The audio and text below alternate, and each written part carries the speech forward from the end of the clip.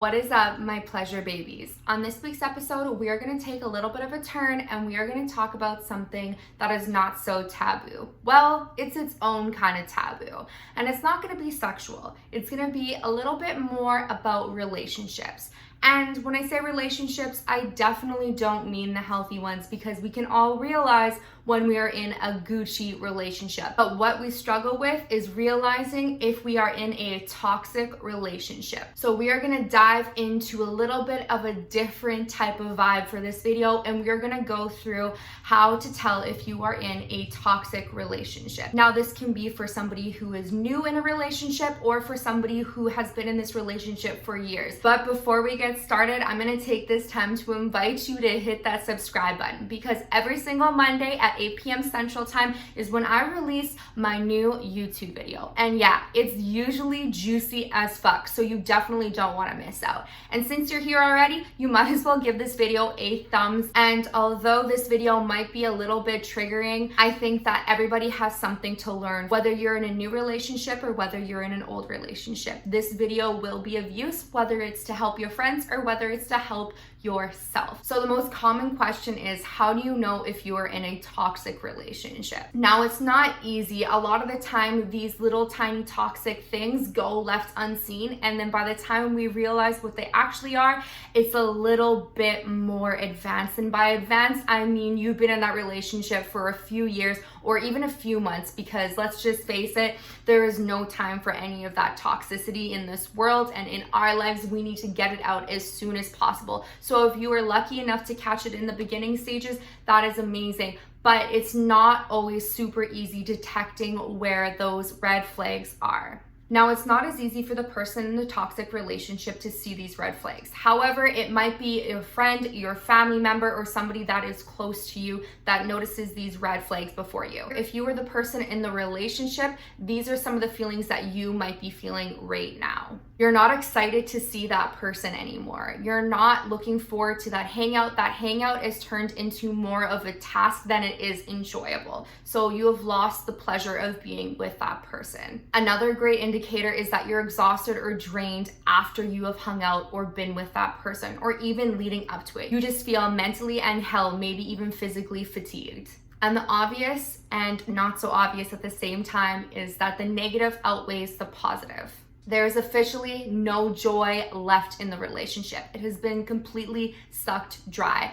All you have is the remnants of the past rather than the future and the present. So you are no longer living in the future and the present. You are strictly living in the what you used to be phase. Now, don't get me wrong, not every relationship is just peachy. However, if these things start happening more frequently than not, then that is a really good indicator that you might be in a toxic relationship. Now, I would be lying if I said that I've never been a toxic person and that you've never been a toxic person either, because we all have toxic traits. It's whether we know how to suppress them, deal with them, or just walk away from the situation before we actually do it. So we need to be able to take responsibility of our actions. So whether that be an action that we have already done and acknowledge and apologize for what we have done, or whether it be acknowledging the thought that's coming into the mind and suppressing and not saying it, and maybe figuring out a different way to express our feelings. We have all thought something toxic, and we have all been with somebody who has been toxic or does carry a toxic trait.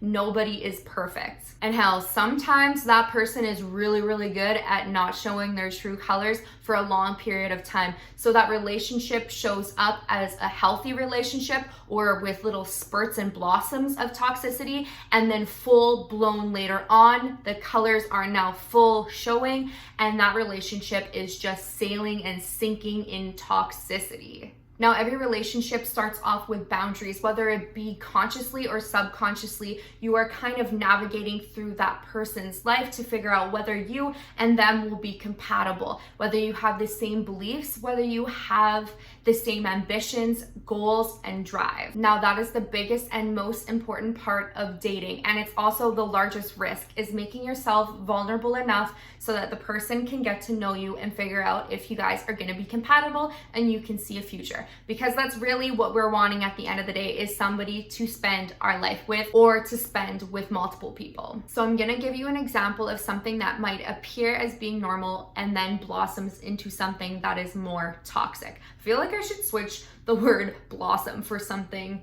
fucking more aggressive and angry, because fucking blossom looks so beautiful and sounds so beautiful, but like toxicity is not. But anyway, let's get on with this example. So somebody that you are dating might bail on plans last minute.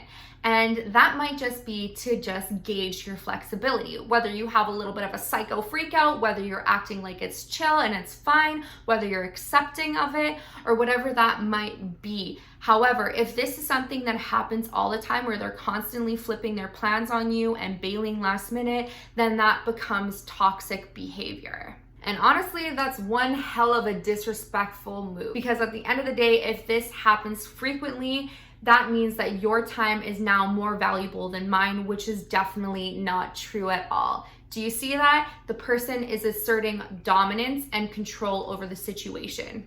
I'm gonna be going through one red flag all the way to number 6 of the red flags. Some of them are more subtle, and then some of them are more obvious. So if any of these things feel a little bit too familiar and might be a little bit triggering, then maybe this video has left you with some food for thought. But let's get started into the number 1 red flag. Number 1 is where disagreement becomes disrespect. Now that can escalate into a verbal, mental, or physical abuse as well. That means you and your partner are having a disagreement, and when you say the word no or I don't agree, that turns into something way, way, way more than it needs to be. Just because you guys didn't agree with something, it doesn't mean you have to have a blow up, freak out, and then ghost for a few days. A normal relationship would openly say, yeah, I don't agree with you, but maybe I need some time to cool down, so I'm gonna remove myself from the situation, and then I'm gonna come back in a couple of days or a couple of hours or a few minutes, whatever that time frame that you guys decide on is. You don't just piece up and out and leave. Okay, that is toxic as fuck. They might try to manipulate your emotions by making you feel sad, regretful, less than, or whatever they can do to purposely hurt you and gain control back into their court. Number 2 red flag is gonna leave you feeling unworthy, unlovable, and less than.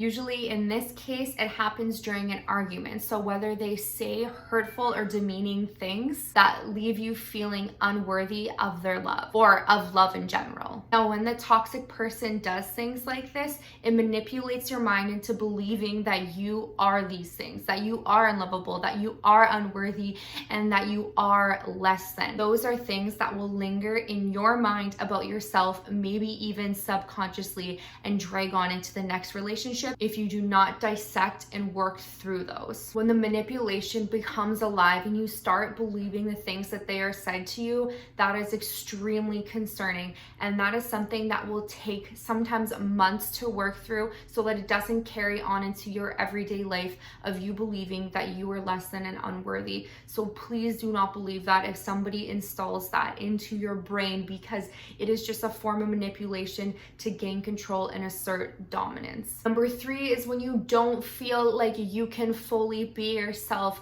Yeah, that's the biggest thing, is in a relationship, you should fully be able to be 100% true to yourself. When you start hiding pieces of yourself because you are in fear of judgment or a reaction of what that person might think about you, that is a really good indicator that you and that person are just not meant to be together. Number 4 is no respect for boundaries. So even though you have set your boundaries and you said you didn't want to do something, or whether you don't like it when they do something to you and they just override it every single time and they don't care about what you are feeling, it's just solely based off of them, then that is not fair, because boundaries are in place for a reason, and it is solely to protect yourself from being hurt. So you need to have boundaries when you are in a healthy relationship. And that goes for friendships too. Number 5 red flag can be on 2 ends of the spectrum.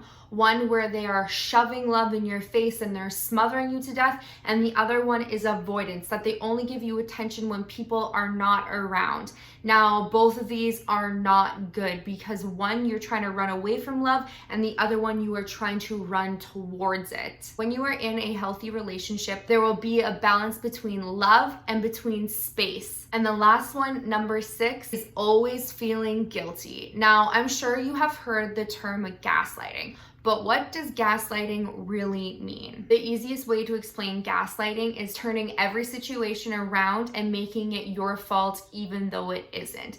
That can be extremely hard to differentiate, especially when you are the person being gaslighted. Now, this also comes into play with communication. The toxic person does not communicate over their needs and their wants. And then when you do not fill their needs and their wants because you do not know, they get mad and they turn it around on you and treat you like it is your fault that you should have known. Hence why I always say the term mind reading. That is my largest pet peeve because I do not know what you are feeling if you do not express it.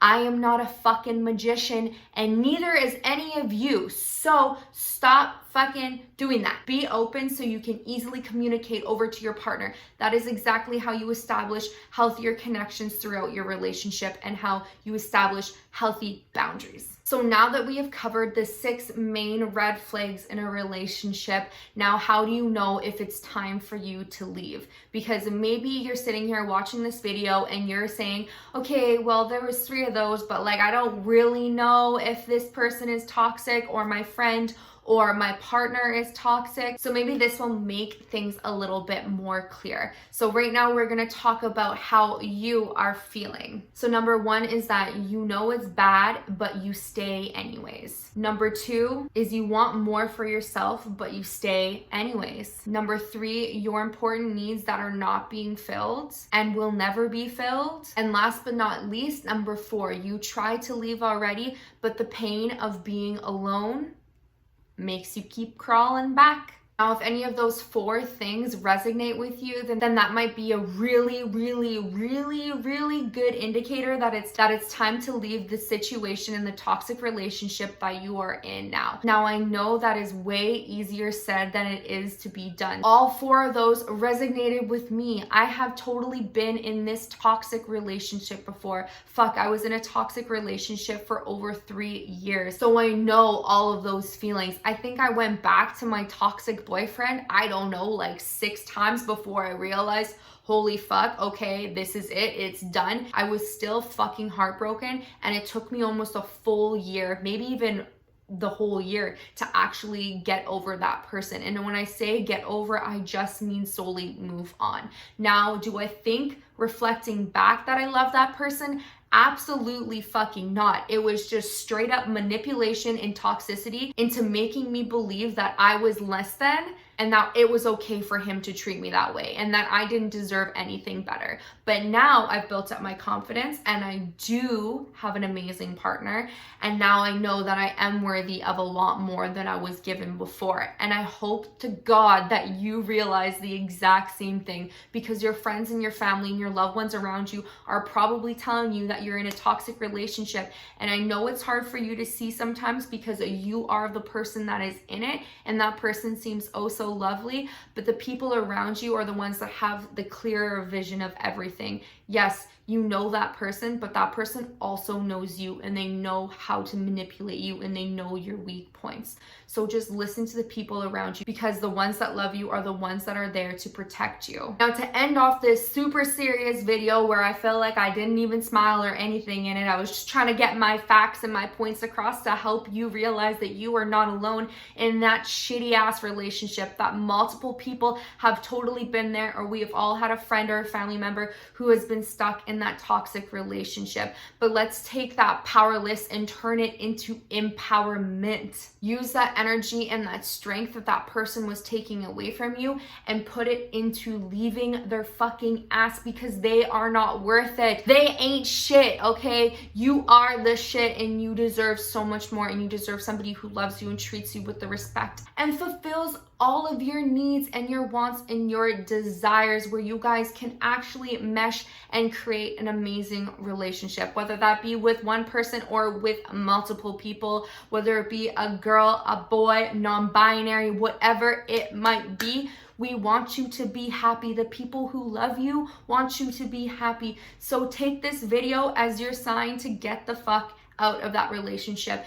And I am going to drop some form of crisis number in my description of my video so that if you feel like you are hopeless or that you need help getting out of an abusive or a toxic relationship, that there will be some numbers there for you to contact. And I'll try to make them international, but if they're just Canadian, I'm sorry, that's all I could find. So bear with me. But I promise you guys, we will have a much happier video and next Monday, and it will be full of sex tips. And if you don't already follow my TikTok account, well, then there will be more sex tips every single day this week. Okay, so if you think this video was beneficial and you want it to be seen by others, please give this video a thumbs up and do not forget to subscribe to my channel, because I will see you next week, babies.